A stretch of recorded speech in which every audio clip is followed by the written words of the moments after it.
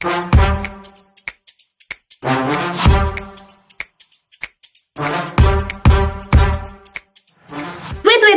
Sebelum kita lanjut ke narasumber kece-kece kita kenalan dulu nggak sih sama podcaster ini? Halo semuanya, kenalin aku Devita Tokansina dengan NIM akhir 1064. Halo semuanya, kenalin aku Mufidatul Salwa dengan NIM akhir 1062. Halo semuanya, nama aku Akmal Adi Pasca dengan akhiran NIM 1087. Halo semuanya, kenalin aku Adim dengan NIM akhir 1014. Halo semuanya, kenalin nama aku Rino Sanjaya Yuda dengan NIM akhir 1099. Nah, kita udah kenalan kan sama podcaster ini? Yuk kita lanjut kenalan dengan narasumber kece-kece kita.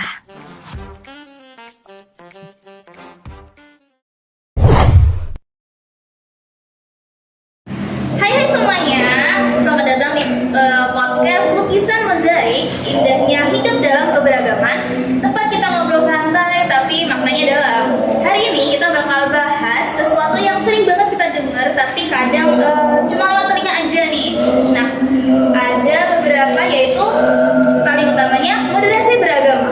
Tenang aja, kita bakal santai, ngobrol-ngobrolnya santai aja. Kita nggak bakal ceramah-ceramah kok, santai. Nah, aku ada bareng beberapa narasumber kita yang kece-kece banget ini dari latar belakang agama yang berbeda-beda dan mereka siap untuk cerita dari perspektif masing-masing. Nah, kalau boleh tahu nih Kak, dengan kakak siapa aja nih? Mungkin boleh tahu namanya, IG-nya juga boleh Kak. Mungkin dari kakak situ. Sebelumnya perkenalkan, aku Hairul Anam. Aku beragama Islam dan aku dari Fakultas Ekonomi dan Bisnis Sumber. Perkenalkan, nama saya Andrian Diputra. Saya beragama Islam dari Fakultas Ekonomi dan Bisnis juga.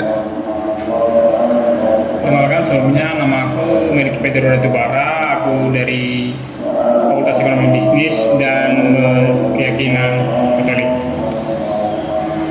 Oke, sebelumnya semuanya perkenalkan, nama saya Made Dwi Pratnyana Putra dari Fakultas Hukum Universitas Jember. Saya dipanggil Dwi. Agama saya Hindu.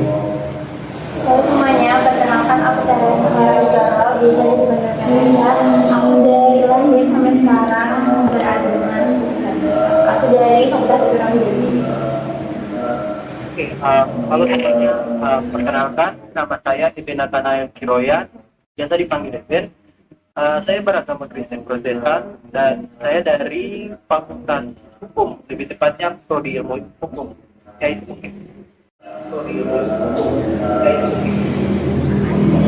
Nah, ada dua topik yang bakal kita bahas hari ini. Yang pertama yang ringan-ringan tentang toleransi di sekolah. Dan yang kedua mungkin agak berat dikit ya, soal konflik daerah yang katanya sih soal agama. Tapi bener nggak ya? Nah, kita mulai dari yang paling dekat sama masa kecil kita semua. Sekolah, apalagi waktu SD atau mulai dari TK bahkan. Nah, waktu kita diajarin di sekolah, kira-kira masuk nilai raport aja atau bener-bener jadi karakter kita nantinya? Mungkin dari kakak narasumber ingat nggak atau ingat momen waktu duduk atau duduk satu kelompok sama teman yang beda agama, kayak gimana rasanya waktu itu ya? Oke, untuk ini pengalaman ketika sekolah ya. Jadi untuk membicarakan toleransi ketika masih di zaman sekolah, entah itu di kelas ataupun pengalaman ketika kelompok di pembelajaran ya, menurut saya bagus sih. Seperti toleransi antar beragama itu sangat dipupuk, meskipun dari pengalaman saya sendiri itu ada beberapa guyonan, itu sekedar guyonan saja, dan saya paham bahwa konteksnya itu tidak serius. Jadi tidak ada pengalaman buruk sih menurut pengalaman pribadi saya sendiri.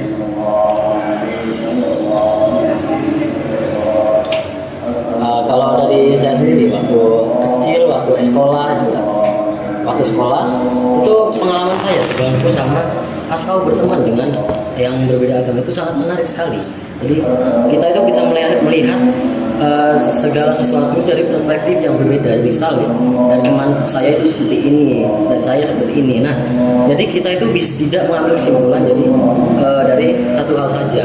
Nah, itu menjadi pengalaman yang sangat berharga bagi saya dulunya, ya, dan juga itu menumbuhkan rasa toleransi saya semakin menguat juga seperti itu. Mungkin pengalaman Mas Panjul berbeda ya dari saya. Sebenarnya dari saya sendiri tidak terlalu berbeda, di mana pertama kali saya bersinggungan dengan hal toleransi ini mulai dari sekolah dasar ya. Soalnya saya sempat mungkin lebih ke penasaran ke teman saya yang mungkin berkeyakinan berbeda. Di sana saya paham bahwa kehidupan kita itu nggak beda jauh, cuman mungkin yang membedakan ya keturunannya gitu, bagaimana kita cara dididiknya itu yang buat kita beda. Selain itu sebenarnya nggak ada yang beda gitu. Kalau dari saya sendiri, saya dari SD sampai SMA itu karena ibu saya sebelumnya juga sebagai guru di Yayasan Katolik, jadi anaknya wajibkan di sekolah Yayasan Katolik juga. Tapi sekolah ini berada di Kabupaten Aceh Tenggara di Provinsi Aceh, tapi aku tinggalnya di Kabupaten Karo, Sumatera Utara. Jadi perbedaannya di dalam sekolah sih nggak terlalu mencolok ya, soalnya walaupun sekolah Katolik, teman-teman yang dari agama lain itu Muslim yang mayoritas di Aceh juga banyak yang sekolah di sekolahku, karena kebetulan juga sekolahku termasuk sekolah terbaik di kabupaten itu. Tapi terkadang memang di pemerintahnya seperti di perlombaan-perlombaan yang berlandaskan nasional itu pasti ada sedikit intervensi dari pemerintahnya supaya sekolah kami tidak menjadi perwakilan untuk sebagai daerah di Aceh Tenggara gitu. Kalau dari aku pengalamannya ini sih dari SD. Kalau SD-nya itu sama kayak kakaknya, aku di SD Katolik, jadi kurang lebih sama lah sama budaya yang ada di agama Kristen, jadi nggak terlalu mencolok perbedaannya. Tapi waktu masuk ke SMP negeri itu mulai culture shock ya, takut awalnya tuh rasa malu punya teman karena ya lingkungannya beda gitu kan. Tapi ya justru dengan perbedaan itu aku merasa rasa kekeluargaannya itu lebih dapat gitu, dan benar nggak sih menerangkan itu ternyata, dan malah lebih senang.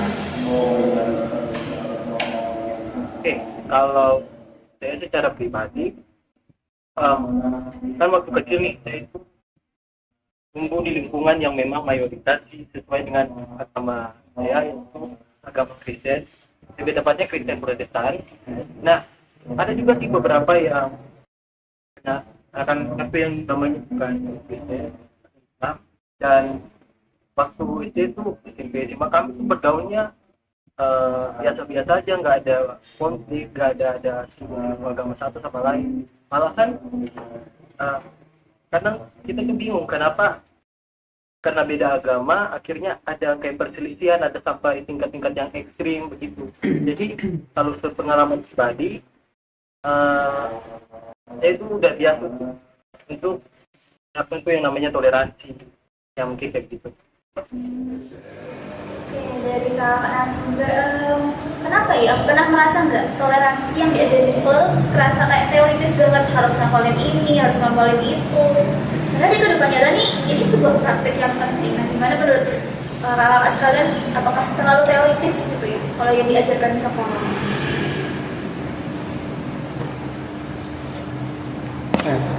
Mungkin dari aku dulu ya. Aku sebenarnya merasa seperti itu, merasa kayak apa sih ini? Padahal toleransi itu hal yang benar-benar harus ada dalam praktik nyata kita. Tapi kenapa teorinya itu panjang banget? Yang harus dipelajari itu banyak banget. Padahal nih di praktik nyata kita, kehidupan nyata kita, toleransi ini sudah menjadi hal yang harus kita pahami banget. Kita pahami secara dasar banget gitu loh. Biar menjaga lingkungan sosial kita juga, terus menjaga pertemanan kita juga, menjaga hubungan kita dengan orang lain juga. Jadi ya kalau di sekolah atau di pendidikan pendidikan toleransi itu terlalu bukan bertele-tele, terlalu bertele-tele, terlalu panjang sekali teorinya itu terlalu panjang sekali. Itu menurut saya sih. Mungkin dari rekan-rekan yang lain ada perbedaan dengan saya.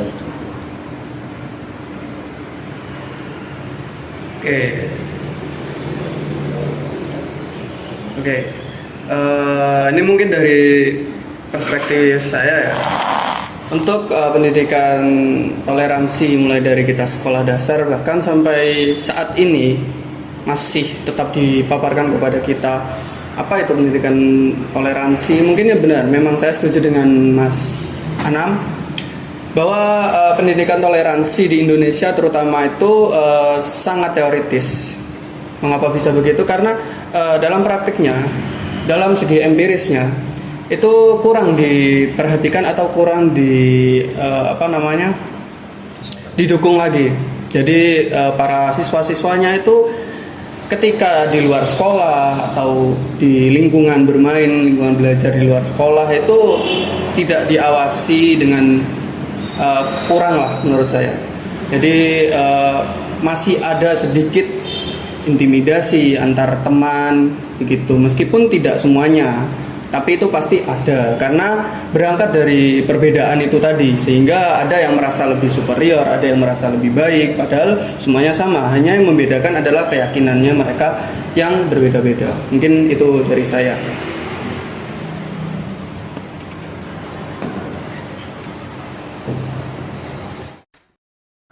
Oke. Jadi kalau ditanya apakah toleransi itu sifatnya terlalu teoretis atau kayak gimana, kalau saya pribadi menganggap bahwa toleransi, lebih khususnya yang ada di Indonesia itu dia itu teorinya bagus, teorinya ada. Jangan jauh-jauh lah, kita kembali ke Pancasila aja. Pancasila yang bilang bahwa persatuan seluruh Indonesia, terus ada juga semboyan berbeda-beda tapi satu, Bhinneka Tunggal Ika. Itu menurut saya secara pribadi itu konsepnya udah, kalau biasa Jerome Poning bilang itu mantap jiwa, kalau menurut saya begitu. Tapi ya prakteknya selalu begitu, prakteknya selalu jauh dari konsep yang udah disusun, udah dirancang. Padahal itu udah bagus banget, mantap jiwa banget, tapi kembali ke penerapannya, implementasinya itu susah, itu nihil. Bisa dibilang masih banyak dari kita tuh yang merasa kayak agama gua tuh yang benar, agama gua tuh yang paling the best lah, yang gak ada salah sama sekali, yang pokoknya yang sesuatu yang melebih-lebihkan agama pribadi. Tapi ya akhirnya kita melihat bahwa agama yang lain itu pasti salah, akhirnya muncullah perasaan kita untuk mencoba menjelek-jelekan, menjatuhkan, tapi sebenarnya enggak gitu sih, kita buat gitu. Itu mungkin dari saya. Kalau dari saya ya, kebetulan saya itu dari SMP sampai SMA-nya itu di Aceh, yang notabene itu menjalankan syariat Islam wajib, walaupun yang enggak beragama Islam tapi tetap dijalankan. Ini sangat fakta sih, soalnya banyak teman-teman saya yang di sekolah di negeri, karena mereka keterbatasan di keuangan jadi membeli di sekolah negeri, mereka banyak mendapatkan diskriminasi, terutama dari para tenaga pendidiknya, bukan cuma dari siswanya juga. Misal, jadi kalau kita ingin berkembang dan berprestasi agak sangat sulit kalau di sekolah negeri di Aceh. Jadi kebetulan saya juga punya teman, tapi bukan berarti semuanya agama itu gak menyarankan hal yang baik gitu ya. Tapi memang kalau di Aceh aku ngerasa kayak mereka itu seperti takut menghadapi perbedaan. Itu sih, kira aku cukup. Dari aku itu jelas ya sama teman-teman yang lain, masih kurang adanya praktik dalam bertoleransi di kehidupan sehari-hari juga. Masih banyak teorinya gitu di pelajaran-pelajaran di sekolah ya. Jadi mungkin dari pihak sekolah atau guru-gurunya juga bisa memikirkan bagaimana caranya penerapan-penerapan yang bisa dilakukan sejak ini di sekolah supaya nanti bisa diterapkan juga di kehidupan sehari-hari. Contohnya juga aku juga tadi berani keluar dari zona nyaman juga kan, keluar dari SD Katolik terus pindah ke SMP yang lebih beragam gitu, jadi lebih terlatih bagaimana bertoleransi. Aku tertarik nih sama cerita kakak tadi tentang mereka sekolah di sekolah yang multikultural, multi agama. Tapi justru tantangan untuk bertoleransi itu malah makin besar banget ya. Iya, soalnya di Aceh kan mayoritasnya semua beragama Islam, dan yang enggak Islam paling hanya yang beragama Kristen, nggak ada yang Hindu, nggak ada yang Buddha gitu, hanya 2 agama. Jadi sebelumnya aku juga udah pernah ngerasain diskriminasinya, karena waktu tahun 2023 aku perwakilan dari sekolah sebagai lomba FL2SN, lomba monolog. Nah, yang masuk final itu ada sekolahku, sekolah swasta dari Katolik, terus ada dari SMA 1 negeri, dan sekolah dari pesantren. Memang sekolah yang setiap ada acara pertandingan di kabupaten, pasti sekolah yang 3 ini bakalan jumpa di final. Tapi kemarin bukannya mau karena nggak mau kalah ya, tapi waktu finalnya kemarin aku udah tampil sesuai yang terbaik, aku udah hafal lirik, ekspresi udah dapat semuanya juga. Tapi yang dari pesantren aku bukan jelekin dia bahwa aku yang baik, tapi karena kesalnya jelas-jelas fatal ya, karena dia sempat lupa dialog beberapa kalimat, tiba-tiba nge-skip adegan gitu. Tapi waktu yang dipilih sebagai juara buat perwakilan dari kabupaten ke provinsi, itu malah yang dari pesantren. Terus aku dapat juara 2 gitu. Kemarin protes tapi nggak digubris, karena udah bertahun-tahun gini, memang kami udah langsung paham gitu. Memang karena kabupaten juga nggak bakalan ngirim yang selain muslim ke provinsi ke Banda Aceh.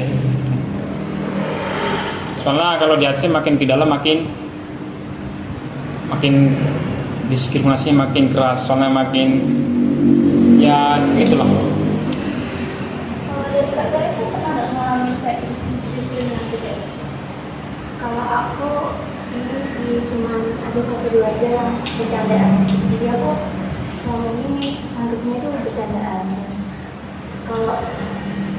Kalau yang serius diskriminasi, bukan serius sih, Yang berat banget. iya yang berat itu nggak ada sih.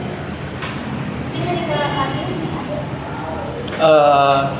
Dari pengalaman saya untuk hal diskriminasi sendiri sih, sejauh ini tidak ada yang begitu fatal, serius ataupun berlebihan, itu tidak ada. Mungkin hanya sebatas gurauan antar teman ya, seperti biasa lah, karena kita berbeda dalam keyakinan, jadi itu bisa sering dijadikan bahan bercandaan untuk mencairkan suasana, untuk menambah keakraban juga. Dan saya paham bahwa itu hanya konteksnya sebatas bercanda, tidak lebih dari itu. Seperti itu.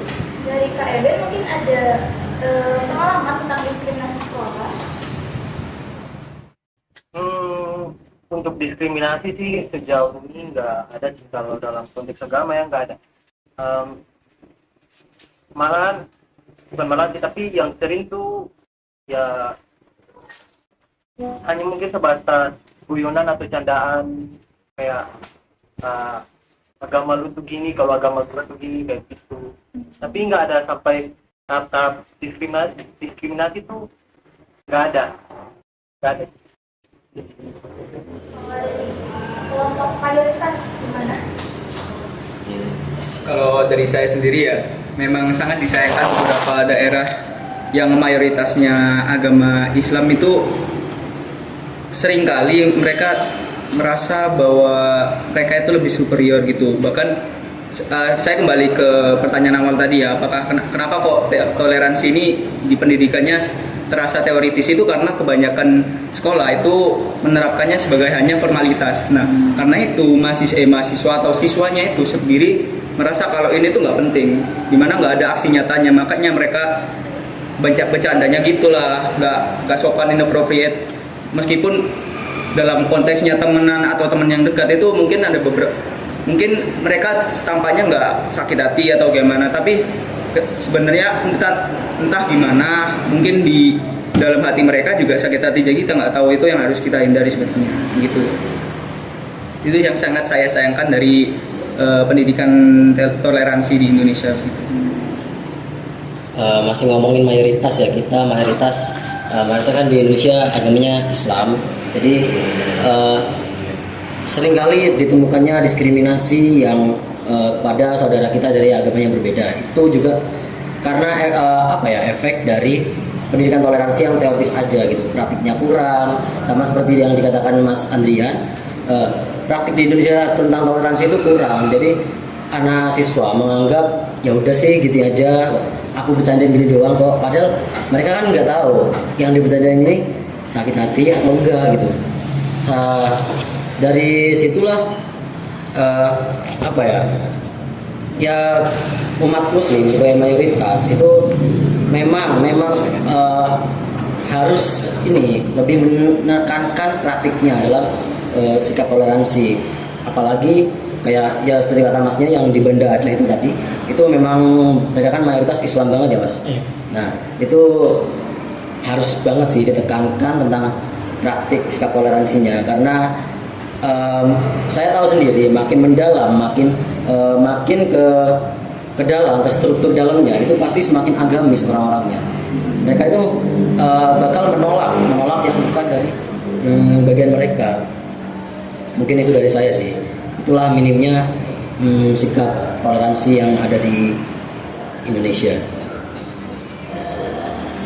Oh iya, Kak, dari tadi kan kita nih ngobrolin tentang gimana kondisi toleransi yang terjadi di tingkat di Indonesia ya, terutama di tingkat pendidikan sekolah, bagaimana teori-teorinya yang mungkin cukup ditekankan di satu sisi aja. Terus juga dari cerita tadi beberapa itu ada yang memang sedikit satu agama yang mendominasi, ada juga di beberapa tempat yang memang mentoleransi atau hanya dalam artian tuh sekedar bergurau saja jika membahas tentang agama ini. Nah, aku mau tanya nih Kak, dari sekian cerita yang tadi kakak sampaikan ini, ada gak sih atau boleh gak sih kakak itu mengusulkan sedikit aja kayak metode apa sih yang harus kita terapkan gitu untuk untuk agar generasi kedepannya itu meningkatnya toleransi gitu loh di generasi selanjutnya gitu. Apakah itu bisa dapat berbentuk melalui proyek sosial, ataukah melalui seni, ataukah bisa juga melalui sebuah kelompok-kelompok lintas gitu deh gitu. Apa bisa ya Kak? Mungkin saya ingin bantu jawab dulu ya. Dari saya mungkin metode yang paling awal dan paling efektif itu pendidikan non formal, kayak lingkungan keluarga, entah dari lingkungan sekitar lah, di rumah, antar tetangga ataupun antar RW RT gitu. Karena di situ bisa dari kecil itu dipaparkan gimana sih kita bisa jadi orang yang toleran gitu loh, nggak yang terlalu ekstremis sama pihaknya sendiri, sama saudaranya sendiri, tapi dari saudara-saudara yang lain itu mereka bisa belajar gitu. Kita memang kepercayaan itu beda-beda, ajarannya beda-beda, namun bukan berarti kita nggak bisa buat hidup berdampingan gitu. Mungkin itu kenapa itu saya mengajukan pendidikan non formal dari keluarga maupun dari lingkungan terdekat gitu. Kalau dari saya itu mungkin hampir mirip dengan Mas Andrian, tapi ini berbasis pada pengalaman saya sendiri ya. Dari pengalaman saya itu baru pertama kali mendengar kata moderasi beragama itu saat saya di perguruan tinggi. Nah, saat saya SD, SMP atau SMA itu jarang sekali ditekankan apa itu moderasi beragama. Nah, sedangkan moderasi beragama ini itu apa ya, salah satu bagian dari sikap toleransi banget kan ya. Nah, menurut saya metode yang cukup bisa diterapkan untuk pendidikan toleransi itu adalah mengenalkan moderasi beragama sejak dini pada siswa, anak-anak maupun bagi yang bersekolah atau yang tidak bersekolah. Itu bisa dikenalkan sejak dini. Karena apa? Moderasi beragama itu menekankan bahwa kita itu tidak harus ekstremis ke agama kita sendiri, dan juga tidak terlalu menolak untuk yang lain seperti itu. Dan juga itu mungkin bisa dijadikan proyek sosial juga untuk adik-adik kita, teman-teman kita yang ada di bawah, yang berada di masa pendidikannya di bawah kita seperti itu. Mungkin itu dari saya. Izin menambah ya, saya setuju dengan pendapatnya Mas. Tapi dari saya lebih ke pemerintah lebih mengutamakan keterbukaan sih. Soalnya seperti pemerintah mengadakan kegiatan-kegiatan bakti sosial atau kegiatan sosial lainnya yang mengikutsertakan dari kelompok atau agama tertentu. Jadi mereka bakalan satu kegiatan, bakalan bersama-sama ngelakuinnya, seperti bersih-bersih lingkungan, atau di jenjang anak-anak dikasih kayak taman baca bersama, diajari keberagaman. Jadi dari kecil mereka udah lihat perbedaan dan keberagaman itu enak kalau bersama-sama. Tapi kalau mereka dari kecil sampai besarnya hanya melihat dan hidup di satu golongan saja, maka ketika ada golongan lain yang ingin bergabung bersama mereka pasti akan menolak keras gitu, kaku. Jadi ujungnya kayak dilihat lebih takut ke menghadapi keterbukaan itu, takut menghadapi perbedaannya. Itu aja sih dari saya. Oke, setelah saya lihat dari beberapa pendapat teman-teman di sini, masukannya bagus-bagus, solusi-solusi yang sangat menurut saya mungkin bisa direalisasikan ke depannya. Tapi kalau menurut pendapat saya sendiri, ini bagaimana cara kita saat melihat fenomena sosial kan ini, fenomena lintas agama terutamanya kan, melihat membicarakan diskriminasi, perbedaan dan lain-lainnya itu. Menurut saya lebih ke menekankan pemerintah bagaimana membuat program untuk seperti menyatukan beberapa pemuka agama gitu, untuk dipaparkan ke anak-anak yang masih sekolah, seperti mahasiswa, siswa-siswa SMA sampai sekolah dasar, bahkan sampai TK pun perlu.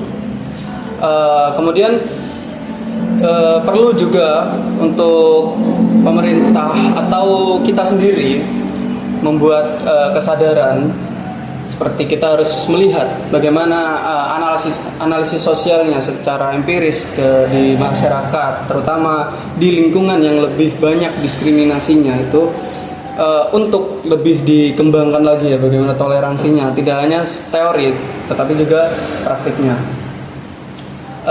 Jadi itu untuk tidak menghindari atau bahkan menghilangkan yang namanya kecacatan struktural maupun kultural yang saat ini masih banyak terjadi di negara kita sendiri. Mungkin seperti itu.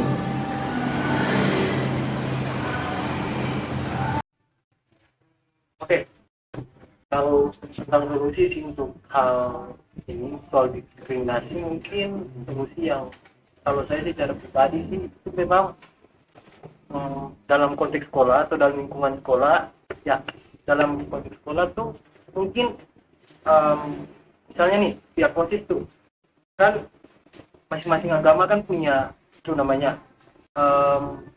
acara-acara besar, hari-hari besar. Misalnya kalau Kristen ada Natal, kalau Islam ada halal bihalal. Nah, biasa tuh kalau pengalaman pribadi, kami di Ambon, di tepatnya di SMA 3 tuh kami pernah tuh bentuk satu panitia untuk satu kegiatan dari satu agama tertentu, misalnya Kristen. Itu panitianya, malah ketuanya sendiri itu Islam, dan sebaliknya juga pada saat kegiatan atau hari-hari besar agama Islam. Jadi yang saya pada saat kami bekerja dalam panitia, biasa kita kadang-kadang juga ada sharing-sharing tentang antara agama satu atau ya agama satu dan agama yang lain, dan kalau saya secara pribadi chemistry-nya tuh dapat, kita tuh lebih bisa mengerti bahwa oh ternyata kayak walaupun mereka yang beda itu ternyata bisa kita ngobrol selancar ini, senyaman ini, nggak ada kayak satu menjatuhkan yang lainnya. Jadi kalau dari saya secara pribadi solusinya mungkin itu. Menarik. Berhubung dari tadi kita membahas terkait yang minoritas nih, aku mau tanya bagi yang mayoritas. Kan banyak sekali dari mayoritas ini anggapannya tanpa sengaja dan tanpa disadari mereka melakukan penistaan agama. Namun dari minoritas sendiri gak ada yang anggapannya protes yang terlalu berlebihan. Sedangkan kalau mayoritas ini ada seseorang dari minoritas yang melakukan penistaan agama. Mayoritas ini paling berisik banget. Itu gimana sih tanggapan kalian terkait itu? Kalau dari perspektif saya itu memang tergantung kesadaran dirinya masing-masing nih mas. Jadi nggak semua yang mayoritas itu kayak gitu. Maksudnya saya yang agama Islam itu kayak gitu. Namun yang kayak gitu pasti Islam gitu. Ya itu sesuai kesadaran diri masing-masing. Jadi memang yang seperti itu berarti sikap toleransi mereka itu masih minim sekali. Nah, sedangkan bagi mereka yang mengerti dan menerapkan praktik sikap toleransi, pasti mereka gak bakal melakukan itu. Jadi kita gak bisa mengeneralisasi kalau yang kayak gitu itu orang Islam ini pasti kalau ada yang gini berisik banget ini ya, pasti menjudge banget tuh. Enggak, jadi memang beberapa itu ada yang seperti itu. Namun mereka itu hanyalah sekedar segelintir orang yang seperti itu, karena mereka itu minim sekali pendidikan toleransinya, minim sekali praktik akan toleransinya. Jadi mereka tidak merasakan apa yang saudara kita rasakan. Itulah yang menjadikan mereka seperti itu, mas. Mungkin itu tanggapan saya. Baik, izin menambahkan ya. Jadi sebenarnya memang sangat disayangkan dari penduduk Indonesia yang beragama Islam ini mayoritas memang toleransinya sangat kecil. Apalagi ditambah dengan adanya media sosial yang mudah banget untuk membagikan informasi-informasi seperti penistaan gitu ya. Itu kadang bahkan bisa diambil di luar konteks itu, sehingga banyak sekali misinformasi maupun hoax itu bisa terjadi, sehingga dari masyarakat mayoritas ini banyak yang langsung menghujat tanpa cross check gitu loh. Jadi itu yang sangat disayangkan. Nah, karena itu diperlukanlah ini adanya pendidikan moderasi beragama. Mungkin kalau sekarang nggak terlihat kan, cuman karena ini kan pendidikan moderasi beragama kan baru beberapa tahun ya, mungkin belum ada, mungkin umurnya 10 tahun untuk pendidikan formalnya gitu. Nah, diharapkan masa kedepannya generasi selanjutnya, generasi yang baru itu bisa toleransinya tinggi gitu. Tapi kan gini, ada kayak kata-kata di Islam itu kita harus mengikuti apa kata guru kita. Nah, kalau semisal dari guru kita sendiri juga kayak perlakuannya terhadap yang minoritas juga seperti itu, apakah dari kita juga salah buat mengikuti guru kita itu? Karena kan mungkin dari agama Islam sendiri juga kayak menelan mentah-mentah apa yang dikatakan oleh misal yang berasal dari TikTok, hadis-hadis, ayat Al-Quran gitu. Apakah ada hal yang salah juga terhadap guru yang mengajari kita? Mungkin kalau hal yang salah itu enggak ya, mungkin bukan salah tapi perspektifnya aja yang berbeda. Mungkin dari guru kita seperti ini, tapi ternyata dari kita enggak seperti itu. Nah, kita juga diajarkan dalam Islam untuk membedakan apa itu benar dan buruk. Nah, saat kita sudah balik, kita berakal, itu kita pasti bisa membedakan yang mana yang baik, yang mana yang buruk. Nah, kita dari kecil juga diajarkan yang baik ikuti, yang buruk tinggalkan. Nah, sama seperti itu. Jadi misal dari guru kita mengajari seperti ini. Nah, tapi dari perspektif kita, oh itu nggak benar, itu buruk. kita juga harus cross check juga, ngumpulin data, ngumpulin informasi, ini bener apa atau enggak, ini bener atau enggak, ini buruk atau enggak gitu. Nah, jadi kita nggak menelan mentah-mentah seperti apa yang dikatakan Mas Andrian dan Mas Akmal tadi. Itu kan masuknya konteksnya itu kita menelan mentah-mentah informasi, kita nggak cross check, kita nggak mencari informasi lebih lanjut. Jadilah seperti itu. Bukan ada pada salah atau tidaknya guru itu, tapi perspektifnya itu seperti apa, cara pandangnya mereka itu seperti apa. Itu pasti kan tiap orang berbeda-beda. Nah, itu menurut saya sih. Jadi kita dari kecil diajarkan untuk mengikuti yang benar dan meninggalkan yang buruk. Di dalam Islam juga seperti itu. Karena itulah kita pasti tahu cara membedakannya itu seperti apa. Oke, ini sebenarnya pembahasan yang simpel, tapi ternyata pengalamannya tuh agak berat juga ya kalau diterapkan, apalagi yang dari teman-teman yang agama minoritas, maaf. Jadi bisa dibilang sekolah itu walaupun misalnya pembelajaran formalnya itu diadakan tentang moderasi beragama, tapi masih ada miss sedikit yang kayak sampai ada diskriminasi, ada teman yang beda agama.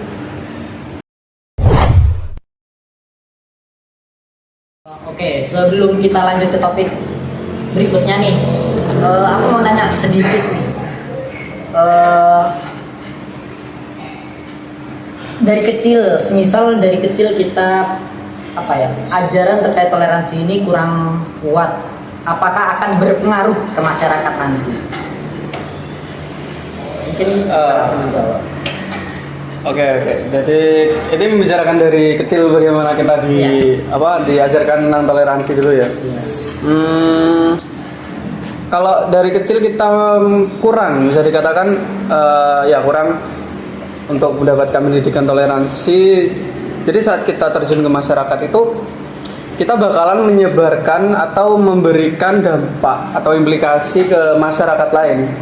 Jadi saat kita terjun ke masyarakat itu kita akan memberikan dampak yang dampak negatif.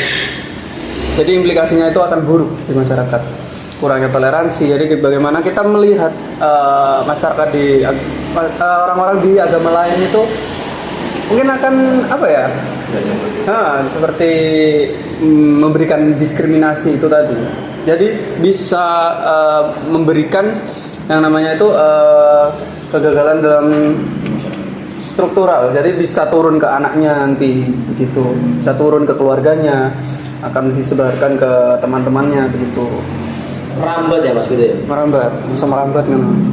Sangar. Berarti kan dalam kehidupan ini kita ada dua pilihan kan? Kita yang mempengaruhi atau kita yang dipengaruhi. Benar. Mungkin dari kata ya mirip sih. Maksudnya kalau dari kecil kita gak dibiasain toleransi sama yang lainnya, dewasanya juga nanti kita gak mau curiga ke orang, terus udah terprovokasi, terus gitu sulit menerima perbedaan. Sebaliknya juga kalau kita dari kecil memang sudah terbiasa bertoleransi gitu, waktu dewasa juga bisa semakin terbuka sama pandangan-pandangan yang lain, terus lebih damai juga dan tidak ada konflik yang benar. Mungkin dari teman-teman ada yang ingin berpendapat lain? Dari Mas Wajib. Kalau dari saya sih seperti yang saya bilang tadi ya, lebih baik dari kecil diajarkan keterbukaan tadi. Nantinya dia besar udah paham dan menganggap bahwa orang yang berbeda dari dia dan nggak sepaham sama dia bukan berarti salah gitu loh. Jadi mereka udah mulai ngerasa bahwa ya agamaku ya agamaku, ya agamamu ya agamamu, tapi kita tetap satu, yaitu manusia. Yang notabene kita manusia sebagai makhluk sosial gitu loh. Iya. Karena di negara kita sendiri kan tidak hanya satu agama ya, banyak sekali agama di sini. Baik itu keyakinan suku-suku dalam seperti itu, entah keyakinan Islam yang berbeda dari Islam yang lainnya kan juga ada, Mas. Oke, jadi kalau dilihat ini toleransi yang kita pelajari sejak kecil nih sangat kayak benar-benar jadi bekal buat kita masuk ke kehidupan nyata ke masyarakat. Tapi kayak sayangnya kadang kita ngelihat konflik antar daerah yang katanya soal identitas daerah, perebutan daerah, tapi kayak mikir nggak sih kayak ini kayaknya tentang agama deh. Pernah nggak kalian dengar berita soal konflik yang katanya soal daerah, tentang perebutan batas daerah misalnya? Tapi kan kayaknya soal agama deh.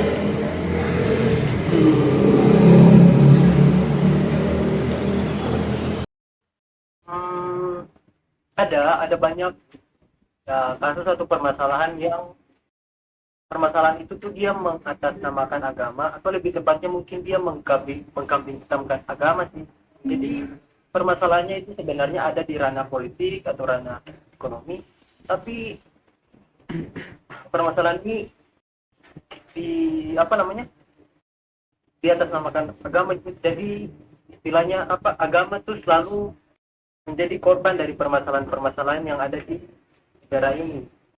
Jadi saya melihatnya kayak ini permasalahan yang sebenarnya hanya bisa diselesaikan dengan cara-cara yang lebih baik, dengan cara-cara yang lain yang lebih baik, tetapi karena menyentuh ranah agama yang itu sebenarnya sangat sensitif, akhirnya untuk penyelesaiannya tuh kayak sulit banget. Karena itu sampai kalau dari kita yang ada di Maluku, di tempatnya di Ambon, itu kan pernah terjadi tuh konflik tahun 1999, sama juga terjadi lagi 2011. Itu sebenarnya semuanya kalau kita coba cermati, itu bukan dari permasalahan-permasalahan tentang agama, tetapi ya agama selalu dikambing hitamkan. Kalau dari saya, jangan di Ambon, jangan di Poso. Soalnya tahun 2015 itu di Aceh Singkil ada kejadian yang gak ada angin, gak ada hujan, tiba-tiba sekelompok orang itu tiba-tiba menyuarakan dan menggerakkan masyarakat yang di Kabupaten Singkil buat ngebakar dan ngebongkar semua gereja yang ada di kabupaten itu dengan alasan gak ada izin pembangunan. Nah, dalam bentrokan tersebut ada beberapa yang meninggal, ada yang luka-luka, dan sedikitnya 8.000 warga Kristen yang menetap di situ mengungsi ke Sumatera Utara gitu. Menanggapi dari pendapatnya Mas Melki tadi, di kecamatan saya sebenarnya pernah terjadi hal yang serupa, di mana di daerah tersebut itu ada pembangunan gereja. Namun pembangunannya itu dia sempat terhentikan, terhambat gara-gara ada masa warga di sekitar sana itu kayak menolak itu. Alasannya mereka beralasan bahwa ini tanah mereka, entah tanah leluhur atau tanah kakek nenek mereka. Namun bisa dilihat sendiri itu yang melakukan demonstrasi itu masa-masanya dari agama mayoritas gitu. Itu yang sangat disayangkan. Dipersulit gitu ya? Iya, kayak dipersulit gitu. Mirip seperti Mas Andrian dari di desa saya. Di desa saya itu ada satu keluarga ini beragama Hindu. Nah, satu keluarga ini beragama Hindu. Mereka menetap lama sekali di Bali. Nah, pada saat mau pulang ke daerah saya, ke desa saya sendiri, itu mereka itu niatnya ingin membangun rumah, tapi karena mereka beragama Hindu, mereka tidak diizinkan membangun rumah. Karena apa? Alasannya ini bukan tanah kalian lama menetap di Bali, kalian nggak boleh sini. Mereka mengatasnamakan ini masalah adat istiadat situ, budaya situ. Padahal mereka itu cuman nggak mau kalau ada orang beragama Hindu di sini. Nah, itu sebenarnya kalau dari cara pandang orang yang berpendidikan ya mungkin itu mereka langsung mengerti, oh akar masalahnya di sini nih. Nah, dari situ turunlah beberapa tokoh agama dan juga tokoh masyarakat yang mengatasi masalah itu. Jadi akar masalahnya ternyata ada pada satu kelompok ini kurang suka sama orang-orang tersebut. Nggak tahu alasannya apa. Mereka itu mengatasnamakan adat, tapi ternyata itu mereka nggak suka karena mereka itu agamanya berbeda dari mereka. Nah, mungkin kayak gitulah. Jadi mempengaruhi orang di sekitar. Sama seperti yang dikatakan Mas Made. Ya. Mas Made tadi ya. Kayak kalau dari kecil gak diajarkan toleransi yang baik, itu bakal merambat gitu loh. Merambat kayak akar. Nah, itulah yang terjadi di desa saya. Tapi izin menanggapi Mas, karena Mas tadi ngomong adat, karena saya kebetulan juga orang Batak ya. Tapi di kami ya, adat itu sebagai yang mempersatukan kami Mas. Dan fun fact-nya kalau dijumlahkan, jumlah orang Batak yang beragama Muslim itu berkali-kali lipat lebih banyak daripada orang yang beragama Kristen Protestan. Dan yang paling minoritas adalah Kristen Katolik, itu saya. Tapi kami nggak pernah ada keributan karena yang sudah dipersatukan oleh adat. Karena kami beranggapan soalnya di Batak udah punya aliran agama tersendiri sebelumnya, yaitu kepercayaan kepada nenek buyut masih ada sampai sekarang. Nah, jadi kapan kita berantem saling bunuh-bunuhan, toh juga sebelumnya kita udah damai, agama baru masuk dan agama ini juga mengajarkan kita yang baik, kenapa hidup damai aja gitu loh. Jadi kalau adat sih malah lebih bagus ya untuk menerapkan sistem kekeluargaan kita. Dan memang banyak orang yang melakukan segala cara tapi menghalalkan hal buruk dengan mengatasnamakan agama, itu yang salahnya Mas.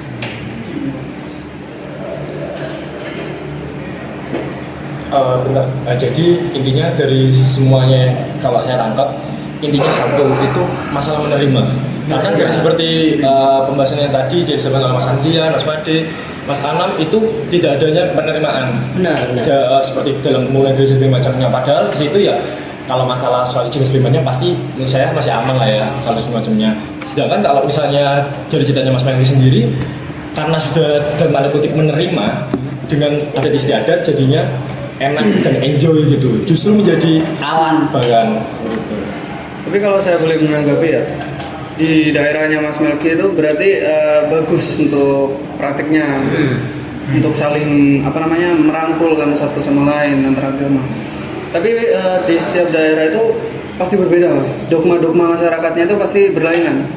Seperti di Bali sendiri itu masyarakat Balinya, entah itu karena masalah adat atau masalah agama, itu pasti ada penolakan ke masyarakat Jawa karena beranggapan bahwa masyarakat Jawa ini merusak di tanah mereka gitu. Tapi sebenarnya Mas, karena apa saya melihat cukup perbedaan ya, karena saya itu adalah anak perbatasan yang dimana aku itu rumahnya masuk di Sumatera Utara, tapi aku lebih baik beraktivitas besarnya itu di Aceh. Jadi aku melihat sebuah perbedaan besar. Di Sumatera Utara damai tentram, tapi di Aceh ini sedikit-sedikit selalu bawa agama gitu. Intinya bisa kasarnya dibilang hidup di Aceh bakalan susah kalau kita non Muslim. Karena berbeda itu tadi ya. Iya. Keras berarti. Nah kalau tentang menerima, ya buat kasih sayang tadi kan dibahas juga sama Kak Ebben tentang permasalahan tahun 1999 di Ambon. Itu sebenarnya kerusuhan yang benar-benar besar banget antara bisa dibilang Islam dan Kristen. Itu benar-benar kalau bisa Ambon itu rata semuanya, tanahnya, bangunannya itu semua rata, ada banyak kebakaran. Tapi dari situ timbul nih penerimaan itu, namanya kalau di Ambon kita sebut dengan Pela Gandong. Pela Gandong ini kayak apa sih? Kayak persaudaraan antar umat yang berbeda agama di Ambon. Bahkan setiap setahun sekali itu ada event yang namanya Pela Gandong. Jadi yang Islam mengunjungi ke desa yang Kristen, terus mereka kayak berbagi adat kayak gitu. Saling belajar jadi malah saling belajar. Itu yang bikin kayak toleransi di sana. Kalau menurut kakak-kakak nih, kan tadi dari perselisihan antar daerah itu kan kayak dibungkus ya sebenarnya itu adalah konflik antar agama. Menurut kakak-kakak, kenapa sih agama itu sering dijadikan alasan atau alat oleh pihak-pihak tertentu itu untuk konflik-konflik tersebut? Kalau dari aku juga masih bingung ya, kenapa kok agama itu sering dijadikan rujukan? Kan sebenarnya itu karena ekonomi dan politik, tapi kok jadi tiba-tiba karena agama gitu, atau mungkin memancing emosi orang-orang itu kurang tahu juga. Mungkin gimana kalau ada pendapat ya, mengapa agama selalu dikalimatkan? Itu karena dengan agama kita bisa dengan mudah memprovokasi seseorang. Contohnya kayak kasusnya ini Ahok, tahu soal penistaan agama. Nah, itu kan Ahok ngomong kalau nggak salah itu melecehkan Al-Quran kan? Iya. Ya, Dengan Al-Quran itu sendiri buktinya ada demo berkelanjutan yang demo ingin menuntut Ahok diadili. Padahal kalau melihat dari apa yang Ahok lakukan itu sebenarnya bukan pure penistaan agama, dia cuma hanya mengutip dari Al-Quran saja. Ini mungkin itu pendapat dari saya. Kalau saya boleh berpendapat ya, melihat dari kasus yang Mas Akmal berikan, kasus dari Pak Ahok sendiri itu berarti apa yang masyarakat terima terjadi yang namanya logical fallacy atau kesalahan dalam berpikir. Nah, disitulah mengapa agama bisa jadi sangat mudah untuk ajang adu domba lah. Nah, ini salah satu topik yang menarik dan juga sangat sensitif juga untuk dibahas. Karena apa ya? Masyarakat di Indonesia ini sudah dari sejak zaman dahulu ini sudah dibuat atau sudah memang seperti itu ya masyarakatnya ini, jadi sangat mudah ketika ada goresan antar umat beragama ini, jadi gampang tersulut masyarakatnya, dan itu juga bisa jadi alat dalam persaingan politik di Indonesia. Ini seperti itu. Bisa dibilang kayak jual agama. Benar sekali. Bahkan kalau saya lihat sendiri ya, beberapa waktu belakangan banyak sekali tokoh-tokoh agama. Saya tidak menyebutkan agama apa ya, mungkin di setiap agama pasti ada yang seperti memberikan kedok kepada masyarakatnya, sehingga memberikan doktrin-doktrin kepada masyarakat hal-hal yang salah yang tidak sebenarnya itu terjadi, sehingga bisa memengaruhi ke masyarakat agama yang lain seperti itu. Garang rupiah ya Mas. Bisa jadi ya seperti itu.